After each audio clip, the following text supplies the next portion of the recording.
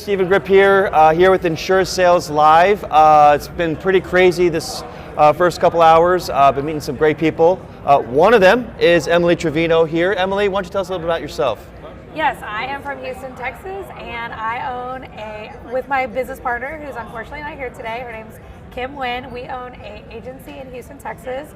We focus on Medicare and under 65 health products. Okay, very cool. How long have you been doing it? I've been in the insurance industry for almost 15 years. Okay. We have our business, we started together was about 2.5 years ago, but I've had an agency since 2014. So what I'm seeing now, I've been in the business for about 4 years now, and you being in 15, you've probably seen a lot of changes. A lot of changes. So what have been some of the changes that you've seen just in the past 2.5 years? Well, the first thing, I'll start with Medicare. Medicare, the population is changing. Back then, somebody turning 65 was a lot older mindset. I mean, we saw people just aging a lot earlier in the age. Now we have 65-year-olds that are doing triathlons and marathons, and they're just more youthful and lively. So the way that we're having to market and appeal to them is a little bit different than what it was back then. Also, in the under 65 market, we were dabbling in under 65 before the infamous Obamacare or ACA. Right. That has drastically changed the market and what it's done for individuals, families, as well as small businesses. So what adjustments did you have to make once ACA came in here? So a lot of what happens when you're in business, you have to be able to pivot, and sometimes you have to listen to what the market's telling you, and you have to make some hard decisions. A lot of insurance agents decided to opt out of doing Obamacare or the under 65 market because there was significant commission changes, which is impactful for any business. Right. But it was easier to get in front of clients. You didn't have to go through underwriting. There was subsidies that helped pay for some of these products for these families and individuals. So we decided to stay in the business. And because of that, we were able to accelerate our Medicare side of the business as well. So we were one of the few agents that stuck around. We helped individuals and families who never had insurance before. And we continue to help service the ones that did. And so we decided to make a hard decision and go against the grain of what other agents were doing so that we can continue. That's awesome. So you're kind of like the Bubba Gump Shrimp Company, just kind of weathering the storm. And yeah, we got shrimp soup, we got shrimp salad, shrimp potato. No, I'm just kidding. That's awesome. So, when you're doing a business like this, every company usually has like an ideal client, and you started talking about under 65, healthy. Does your company have an ideal client, or what do you kind of hone into when you're looking for someone to do business with? Okay, so it's really interesting because I have a business coach. I believe in business coaching. His name is JT Fox, and he has brought a lot of clarity to how we market and what we're trying to do. And for a long time, people are like, they get real niche in their clientele. So first and foremost, we started by in the Vietnamese market. My business partner is Vietnamese, so we were able to educate the community and be there to help service them. As we transition, I realized the type of client that we're looking for is one that truly wants to be educated in their decision and wants to look at their options. People that just want to go after, a gimmick marketing or something, we're not looking for those types of clients.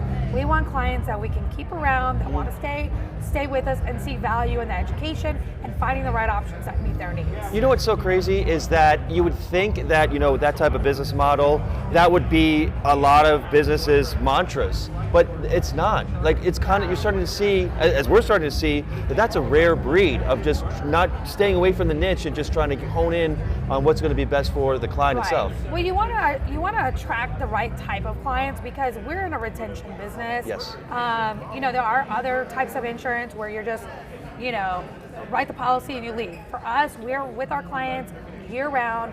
We're there to help them, whether they access it or not. We're still there. We do a lot of outreach. We have a care team that does that. We have our sales team. And the thing is sometimes a salesperson is not always the best person to help with the customer service side of the business. You're right. So we find the right seat on the bus for our members in our organization, but ultimately we have to find the right client that will stay on the books, that see the value in the education, the options, and the retention.